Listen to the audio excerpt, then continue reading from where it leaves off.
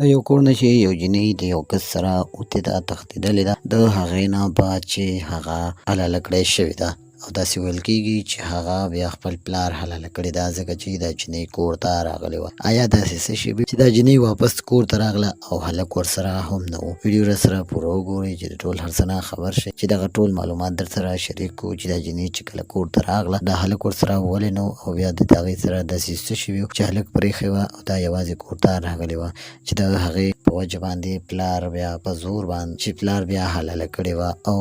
دغې ته یې د غیرت نوم ورکړی و. د دې کور وینا ده چې دغه جینۍ د یو هلک سره یې خوښه وه، هلک یې خوښ و چې ورسره وتښتېده او نور پسې هغه هلک رشته رالېږلې وه او نه ورپسې رشته رالېږله چې دا موږ بل چاته ورکوله او هغه ته یې د رشتې کولو نه انکار وکړو او څو ورځې بعد د دې هلک سره وتښتېدله چې موږ ورپسې هر ځای کې کوششونه شروع کړي وو خو هېڅ پته یې هم نه لګېدله چې بیا موږ ته معلومات وشو چې دوی په یو ځای کې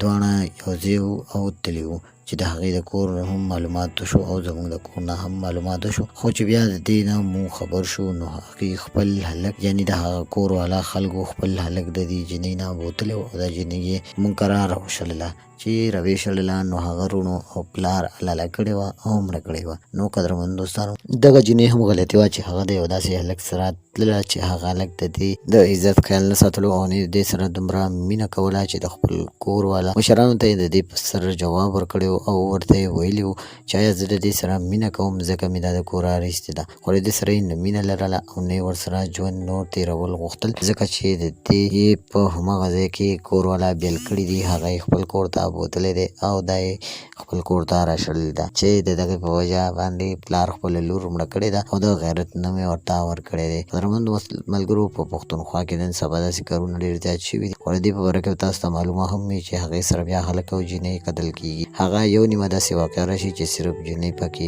قتل شي. دا مو تر تاسو هم را رسوله.